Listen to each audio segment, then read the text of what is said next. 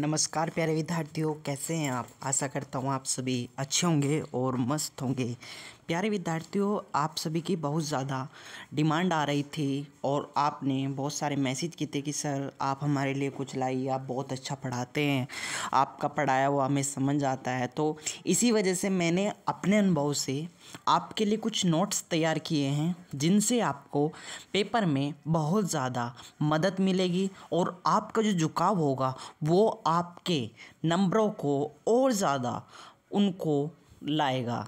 ठीक है, तो अगर आप इस चैनल पर नए हैं तो इस चैनल को आप सब्सक्राइब कीजिएगा, है ना, और अपने दोस्तों को इस वीडियो को भेजिएगा, क्योंकि इस वीडियो में जो ये क्वेश्चन मैंने आपके लिए बनाए हैं और ये बहुत ज़्यादा इम्पोर्टेंट है, अपने आप में बहुत भूमिका रखते हैं। और जब आप आओगे एग्ज़ाम देके और इन क्वेश्चन को देखोगे तो कहोगे कि वाह सर, क्या वीडियो आपने बनाई है, बहुत ज़्यादा इम्पोर्टेंट है। तो चलिए देर ना करते हुए इस वीडियो को शुरू करते हैं।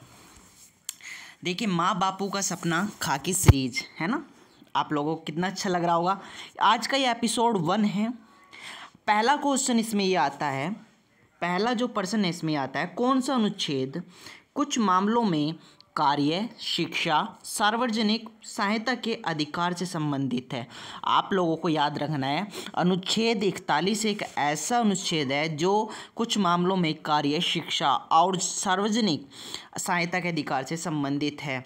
फिर दूसरा सवाल इसमें से ये बन सकता है कि जो राज्य के नीति निर्देशक तत्व हैं उनका वर्णन कौन से अनुच्छेद में किया गया। आप लोगों को पता होगा 36 से लेकर के 51 अनुच्छेद में राज्य के नीति निर्देशक तत्वों का वर्णन है और भाग 4 में है। और कहाँ से लिए गए हैं, तो आयरलैंड के संविधान से लिए गए हैं। इतना तो आप लोगों को मालूम होगा ही, है ना। तो चलिए आगे बढ़ते हैं। आगे इसमें ये बताया गया है आप लोगों को कि जो अनुच्छेद 44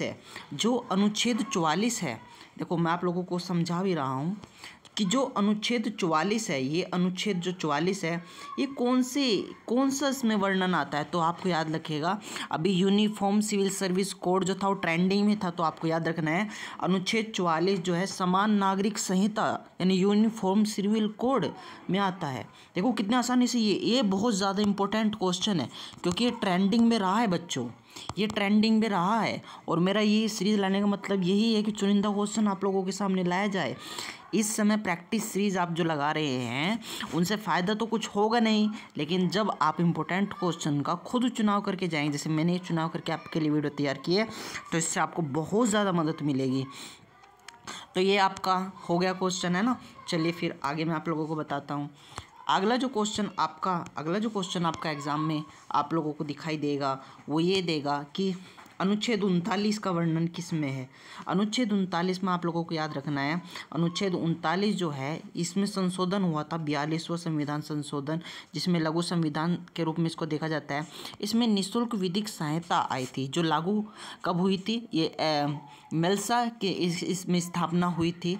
और राष्ट्रीय विधिक सेवा प्राधिकरण एक्ट 1957 और स्थापना इसकी आपकी हुई थी 1995 में, है ना। तो आपको याद रखना है, इसमें 42वां संविधान संशोधन लागू हुआ था, जिसमें निःशुल्क विधिक सहायता यानी बच्चों के लिए निःशुल्क पढ़ाई थी, जिसमें एक राष्ट्रीय विधिक सेवा प्राधिकरण भी बना था। चलिए ज़्यादा देर न करते हुए, इस वीडियो को ज़्यादा लंबे न करते हुए जल्दी जल्दी आपको पढ़ाने का प्रयास करते हैं।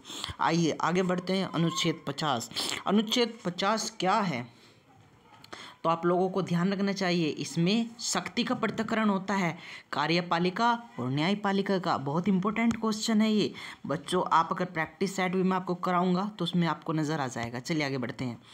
शिक्षा, राज्य सूची और समवर्ती सूची। देखो ये आपको मैं समझा देता हूँ। समवर्ती सूची जो है इसमें कौन सी सूची संबंधित है, तो समवर्ती सूची राज्य सूची से संबंधित है, जिसमें 42वां संविधान संशोधन अधिनियम भी है ना। और इसी में शिक्षा से जुड़ी हुई एक समिति भी है, कस्तूरी रंगन समिति। आर्टिकल बहुत इम्पोर्टेंट है, आर्टिकल 21 अनुच्छेद 21 प्राणदेही स्वतंत्रता का अधिकार इसमें मिलता है। और आर्टिकल 21 से 86वां संविधान संशोधन 2000, इसमें 6 से 14 वर्ष तक के बच्चों को, इसमें 6 से 14 वर्ष तक के बच्चों को मौलिक अधिकार मिलते हैं, जीवन जीने के अधिकार मिलते हैं, है ना।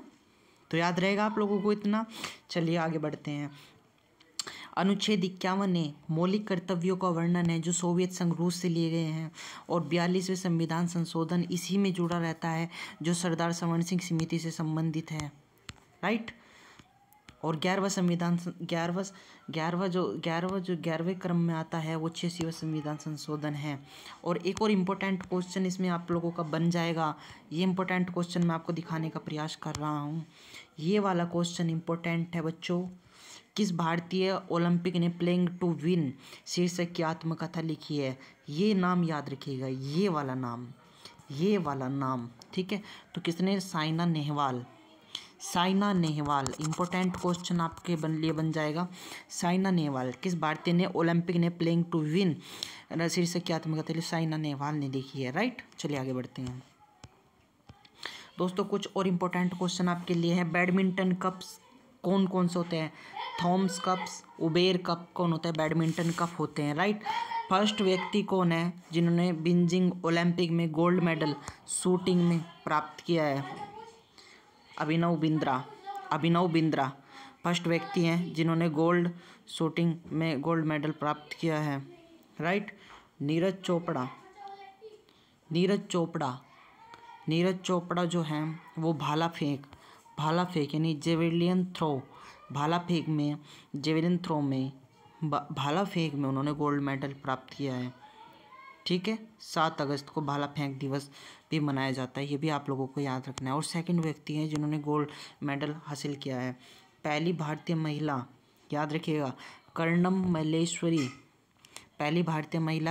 मल्लेश्वरी जिन्होंने पदक जीता है सिडनी में ओलंपिक हुए थे, उसमें कांस्य पदक लेकर आई है। पहले भारतीय ओलंपिक गोल्ड केडी जाधव, उन्होंने कुश्ती में लिया है। ओलंपिक के अंदर इम्पोर्टेंट है, ओलंपिक के अंदर 2 पदक जीतने वाली एकमात्र भारतीय महिला खिलाड़ी कौन है? तो याद रखिएगा पीवी सिंधु है, बैडमिंटन में जीता था। और 2016 में रियो रजत पदक जीता था, टोक्यो में ब्रांज भी जीता था। तो एक साथ 2 पदक जीतने वाली पहली भारतीय महिला हैं, याद रखिएगा, राइट। चलिए इतना आप लोगों ने पढ़ लिया होगा। चलिए आगे बढ़ते हैं। साइना नेहवाल ने लंदन ओलंपिक 2012 में कांस्य पदक जीता था। मेरी कॉम मुक्केबाजी में लंदन 2012 में भी कांस्य पदक जीता। साक्षी मलिक ने 2016 में कांस्य पदक जीता था और एकमात्र महिला हैं। मतलब जब ये जो कांस्य पदक जो इन्होंने जीता था ये वापस देने के लिए जा रही थी तो ट्रेंडिंग में थी, तो क्वेश्चन बन सकता है भाइयों। टोक्यो ओलंपिक में भारत का पहला पदक जीतने वाले खिलाड़ी मीराबाई चानू, भाई साहब ट्रेंडिंग में है, बन सकता है क्वेश्चन। लालवीला बोरोगहन टोक्यो ओलंपिक में कांस्य पदक जीता है, असम की रहने वाली है। चलिए आगे बढ़ते हैं। अगला क्वेश्चन जो आप लोगों को आपकी स्क्रीन पर दिख रहा होगा, स्वराज पार्टी की स्थापना 1923 में हुई थी और किसने की थी? चित्तरंजन दास प्लस मोतीलाल नेहरू ने। अगला क्वेश्चन आप लोगों के लिए बन जाएगा, 1938 का हरिपुरा अधिवेशन कब हुआ था? इसके अध्यक्ष कौन थे? तो इसके अध्यक्ष सुभाष चंद्र बोस थे, है ना। 1938 में हुआ था। और 1939 में फॉरवर्ड ब्लॉक की स्थापना किसने की थी? सुभाष चंद्र बोस ने। और उसी वक्त दिल्ली चलो का नारा भी दिया था। उनकी बुक थी इंडिया स्ट्रगल, याद रहेगा आप लोगों को इतना। चलिए आगे बढ़ते हैं। प्रारूप समिति के अध्यक्ष कौन है? डॉक्टर भीमराव अंबेडकर हैं, ठीक है। और इसमें गठन कब हुआ था? 19 अगस्त 1947। इनकी पत्रिका कौन सा है? मुकानायक। और इनकी बहिष्कृत हितकारिणी की स्थापना उस दिन हुई थी। जातियों का अंत इनकी बुक है, ठीक है, ये याद रहेगा आप लोगों के लिए।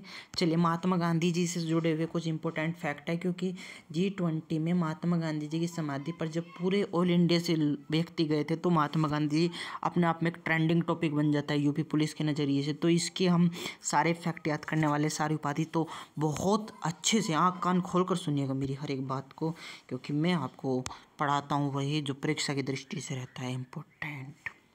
चलिए महात्मा गांधी की जो पत्रिका थी, ठीक है, महात्मा गांधी की जो पत्रिका थी आपको याद रखिए होगा, वो हरिजन और नवजीवन, ये 2 पत्रिका थी। नाम नोट कर लीजिएगा, हरिजन और नवजीवन। महात्मा गांधी की उपाधि, महात्मा गांधी को गांधी महात्मा की उपाधि किसने दी थी? और राष्ट्रपिता की उपाधि किसने दी थी? 2 इंपॉर्टेंट क्वेश्चन लगातार देखिए और सुनिए। महात्मा की उपाधि दी थी इनको गुरु तेज बहादुर सिंह ने, और राष्ट्रपिता की उपाधि दी थी इनको सुभाष चंद्र बोस ने, ठीक है। केसरी हिंद की उपाधि इन्होंने त्याग दी थी कौन से आंदोलन में? असहयोग आंदोलन। कब हुआ था? 1920। हिंद स्वराज सत्य के साथ मेरा प्रयोग की रचना इन्होंने की थी। हिंद स्वराज की सत्य के साथ मेरे प्रयोग किया है ना। और सत्र को शुरू करने वाले 17 आहूत और सत्र को समाप्त करने वाले को सत्रावासन कहा जाता है, ये भी याद रखिएगा। राइट, चलिए आगे बढ़ते हैं। मैं कुछ आपको इम्पोर्टेंट नियुक्ति और राष्ट्र उपराष्ट्रपति संबंध बता रहा हूँ। देखो मैंने छांट कर क्वेश्चन तैयार किए हैं और इनका श्रेय मैं देना चाहूँगा कुमार गुरु सर की क्लास को, बहुत अच्छी उन्होंने पढ़ाई है और मैं आपको एक स्टूडेंट के होने के नज़रिए में पढ़ा था, ये समझा रहा हूँ। ठीक है, सत्र को शुरुआत करने वाले सत्रावस को क्या कहा जाता है? सत्रावत कहा जाता है। सत्र को सत्रावसन कहा जाता है।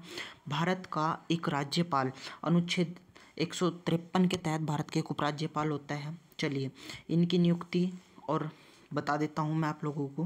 भारत का एक राज्यपाल अनुच्छेद 153 के तहत होता है। इनकी नियुक्ति राष्ट्रपति जी करते हैं। इनकी एज 35 वर्ष होती है। वेतन 3.5 लाख रुपये। समाधान की शक्ति इन्हें 161 अनुच्छेद के तहत मिलती है। अध्यादेश 213 अनुच्छेद के तहत ये कर पाते हैं। शपथ इन्हें राज्य में हाईकोर्ट के सिविल जज की करवा देते हैं। चलिए अगर बात करता हूँ प्रेसिडेंट वाइस प्रेसिडेंट गवर्नर की 35 वर्ष की होती है। लोकसभा के कितने होती है? 30 वर्ष होती है। राज्यसभा के 30 वर्ष होती है और लोकसभा वालों की 25 वर्ष होती है। राइट, याद रखिएगा इतना। चलिए राष्ट्रपति केंद्र का अनुच्छेद 85 में वर्णन और राज्यपाल का 174 में वर्णन। चलिए आगे बढ़ते हैं। आगे जो आप लोगों को मैं पढ़ा रहा हूँ वो ये है। चलिए vernacular press act, vernacular press act, ये मैं आप लोगों को बता रहा हूँ। एक मिनट, ये बहुत ज़्यादा इंपॉर्टेंट है पेपर की दृष्टि से। Vernacular press act 1878। कार्यकाल लीटन ओवन, कार्यकाल किसके लीटन में आया था? Vernacular press act. बंगाल का विभाजन कब? 1905। कार्यकाल किसका? कर्जन का। ठीक है, किसके खिलाफ होता है? स्वदेशी आंदोलन, विदेशी वस्तु का बहिष्कार, 7 अगस्त 1905 को टाउन हॉल कोलकाता में इसकी शुरुआत हुई थी। राइट, अगला है, ये वाला तो नहीं बनेगा क्वेश्चन, ये वाला बन जाएगा। जलियांवाला बाग हत्याकांड 13 अप्रैल 1919, इसमें हंटर कमेटी। ठीक है, अगला क्वेश्चन है 1913 में गदर पार्टी की स्थापना हुई थी। करने वाला कौन था? लाला हरदयाल और सोहन सिंह। राइट, चलिए आगे बढ़ते हैं। शहनाई वादक कौन है? याद रखिएगा बिस्मिल्लाह खां है और इनको भारत रत्न 2001 में मिल गया था। अली अहमद है। और एकमात्र महिला शहनाई वादक कौन है? बागेश्वरी, ये भी याद रखिएगा। ठीक है, एक महिला वादक है बागेश्वरी शहनाई वादक। बांसुरी वादक कौन है? हरिप्रसाद चौरसिया, पन्ना लाल घोष। संतूर वादक कौन है? भजन सोपारी, शिव कुमार सम्राट। तबला वादक कौन है? उस्ताद उल्ला खां, पंडित किशन महाराज और जाकिर हुसैन। राइट, चलिए आगे बढ़ते हैं। सितार वादक कौन है? पंडित रविशंकर, भारत रत्न 1999 मिला था। ऑटोबायोग्राफी ने किया my life my music. Right, चलिए मुगल साम्राज्य पर शासन करने वाले राजवंश कौन कौन से हैं? मुगल साम्राज्य पर जिन्होंने, तो हर्यक वंश है, शिशुनाग वंश है, नंद वंश है, मौर्य वंश है। हंसना मोय मोय, इसकी ट्रिक है बच्चों, हंसना मोय मोय। ठीक है, हंसना मोय मोय। ठीक है, हंसो बच्चों हंसो, क्योंकि कितना अच्छा कंटेंट मैं आप लोगों को पढ़ा रहा हूँ। ठीक है, फर्स्ट शासक कौन थे? वृद्धहस्त से थे। राजधानी उनकी कौन सी थी? राजगृह थी। हर्यक वंश के संस्थापक कौन थे? इसको प्रीतहंता वंश भी बोला जाता है। बिंबिसार थे। 52 साल बैठे, सामान्य सर्वाधिक वर्ष तक इन्होंने शासन किया था। हत्या अज्ञात शत्रु ने की थी, क्योंकि पुत्र जो था वो पिता की हत्या करता था। चलिए कुछ और इंपॉर्टेंट क्वेश्चन आपके लिए। फर्स्ट बौद्ध संगति कहाँ पर हुई? राजगृह में हुई। शासक कौन थे? अज्ञातशत्रु। अध्यक्ष कौन थे? महाकश्यप। सेकंड पाटिल ग्राम में स्थापना, राजधानी उदयन।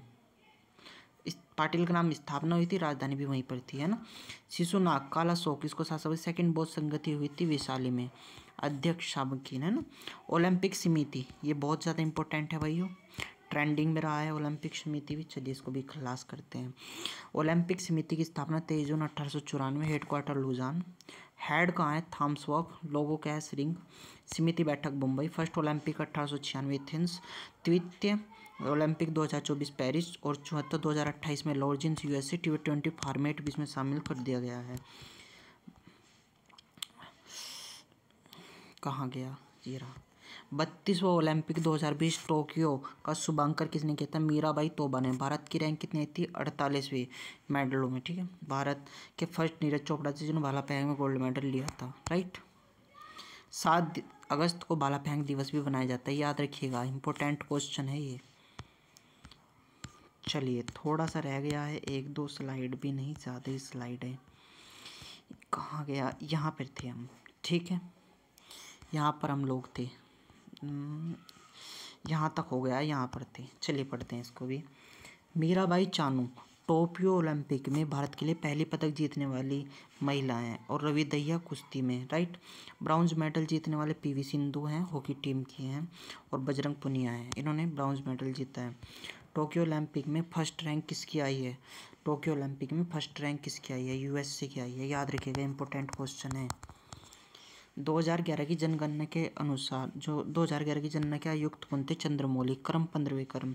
फर्स्ट जनगणना मेयो काल में हुई थी 1872। पहला देश की जनगणना 1881 रिपन काल, ठीक है। चलिए ये नहीं पूछेगा, ये भी नहीं पूछेगा, ये तो पता है सबको, यूपी, ठीक है।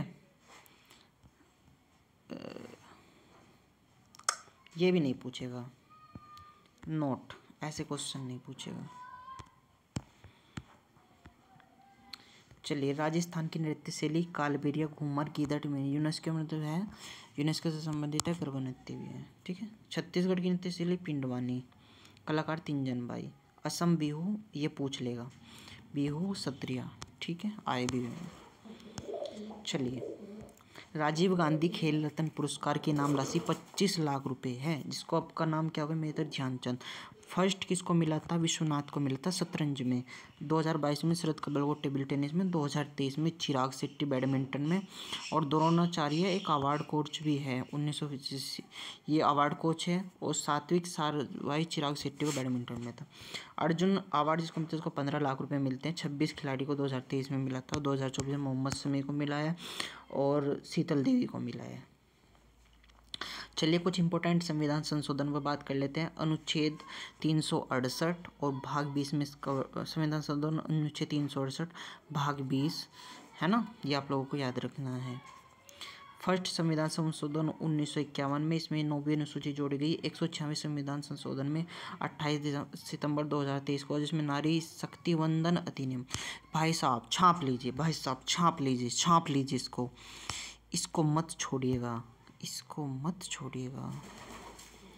मैं ब्रैकेट कर रहा हूँ वहीं पे, इसको पूरे के पूरे को, इसको पूरे के पूरे को छाप लीजिएगा, मन में, जहन में, दिल में, ठीक है। इसको पूरे के पूरे को छाप लीजिएगा, पूरे के पूरे को। क्वेश्चन फंसेगा भाई साहब, क्वेश्चन फंसेगा, फंसेगा।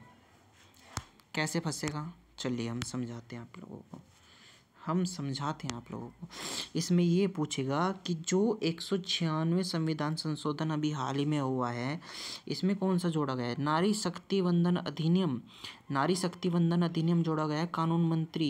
कानून मंत्री अर्जुन मेघवाल ने पेश किया है 128वां बिल, उसमें नारी शक्ति वंदन अधिनियम जोड़ा गया है, राइट। चलिए आगे बढ़ते हैं।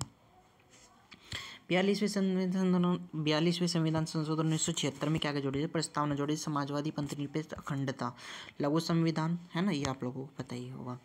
44वें संविधान संशोधन में क्या जोड़ा जाता है? 44वें संविधान संपत्ति के अधिकार हटाकर, आप लोगों को पता ही होगा, आप लोगों को बताने की ज़रूरत नहीं है, क्योंकि आप लोग होशियार हैं, आप लोगों ने सालों से मेहनत की इस पोस्ट के लिए, है ना। चलिए आगे बढ़ते हैं।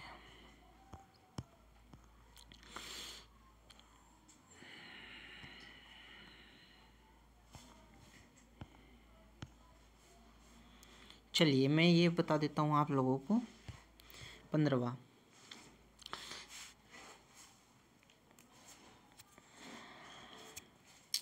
ये तो नहीं पूछेगा क्योंकि अनइम्पोर्टेंट में पढ़ाऊँगा नहीं, ठीक है। अंतर्राष्ट्रीय परिषद एक्ट 263 हेड कौन है इसके? PM है, ये पूछ लेगा। सुप्रीम कोर्ट का विज्ञान न्यायालय एक्ट ये है, ठीक है। ये पूछेगा भाई साहब, पूछेगा, ये पूछेगा आप लोगों से। एक क्वेश्चन बनेगा, मैं कह रहा हूँ बनेगा, बिल्कुल बनेगा। चलिए फिर इसको पढ़ते हैं हम। यहाँ से एक क्वेश्चन आपका बनेगा। आत्मीय सभा, आत्मीय सभा, आत्मीय सभा, ये वाला क्वेश्चन आप लोगों को याद रख लेना है। ठीक है, आत्मीय सभा, आत्मीय सभा जो थी 1815 में राजा राम मोहन राय, ब्रह्म समाज 1828 में राजा राम मोहन राय, सर्वेंट सोसाइटी 1905 में गोपाल कृष्ण गोखले, आत्म सम्मान आंदोलन राम स्वामी नायर पेरियार, गुलामगिरी पुस्तक सत्य ज्योतिबा फुल्ले। राइट, चलिए आगे बढ़ते हैं। एशियन गेम्स, भारत 2 बार होस्ट रहा है एशियन गेम्स का, 1951, 1982, और फर्स्ट जापान आया था, उसमें सेकंड भारत आया था। अब की बार 1982 में शुभंकर अप्पू ने किया था, जबकि father of Asian games Gurudutt Sondhi. लोग चमकता हुआ सूरज, इसका लोगो क्या है? चमकता हुआ सूरज। एशियन गेम्स का लोगो, अगर आपसे एशियन गेम्स का लोगो पूछ ले तो क्या है? चमकता हुआ सूरज। राइट। 29वें एशियन गेम्स कहाँ पे हुए? ओकांगो चीन में। भारत की रैंक क्या हुई? चौथी आई है 19वें एशियन गेम्स में। राइट।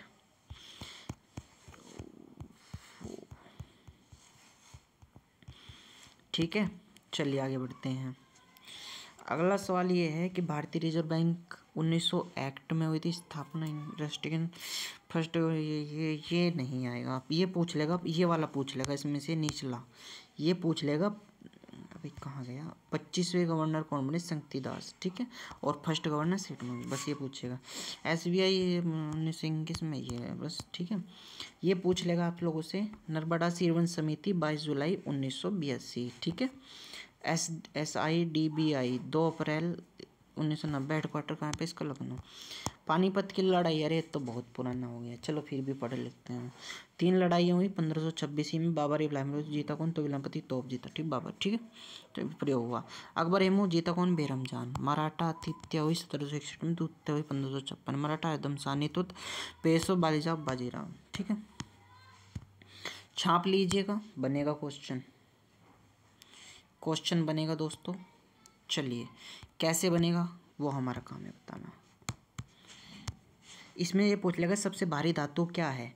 सबसे भारी धातु पूछ लेगा तो ओस्मिनियम। सबसे हल्की धातु लिथियम।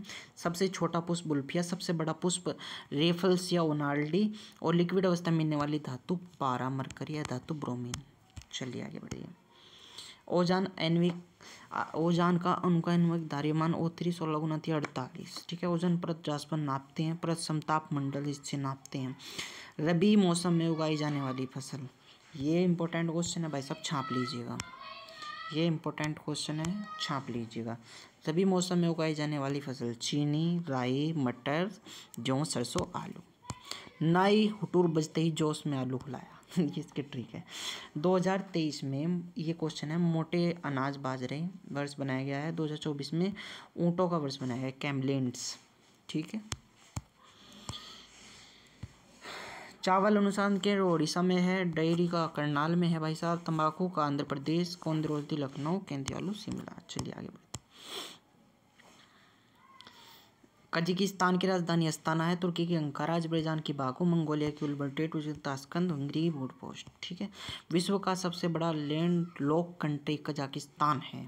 ठीक है, इजराइल मुद्रा न्यूक्लिएशन। मलेशिया की रिंगिट। जापान की येन। दक्षिण अफ्रीका की रेंड। बंगाल की टका। चीन की युआन। म्यांमार की कयात।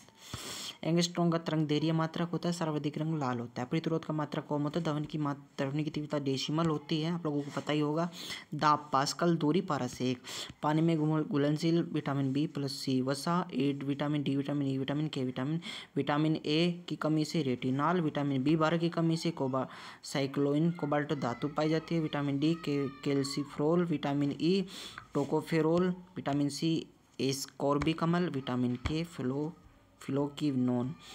धौलवीरा लोथल गुजरात। राखी मढ़ी हरियाणा। होयसेल 42वां विश्व धरोहर। बेनूर हेल्डी सोमनाथ कर्नाटक। शांति निकेतन 41वां वेस्ट बंगाल। रामपक का कातेश्वर मंदिर तेलंगाना। ठीक है, तो लास्ट प्रमुख त्योहार, ये लोग आप जरूर ध्यान से पढ़ लीजिएगा बच्चों, ये वाले। ठीक है, ये वाले आप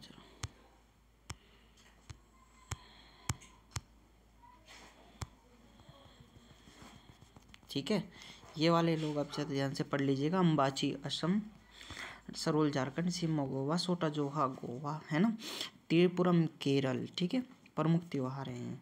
तो आज के लिए इतना ही, फिर मिलता हूँ नेक्स्ट व्लॉग में, नेक्स्ट क्लास में। तब तक के लिए धन्यवाद। ये खाकी सीरीज़ आपको आशा करता हूँ अच्छी लगी होगी और इसको आप देखिएगा ज़रूर, यहाँ से बहुत सारे क्वेश्चन बनेंगे। धन्यवाद। जय हिंद, जय भारत।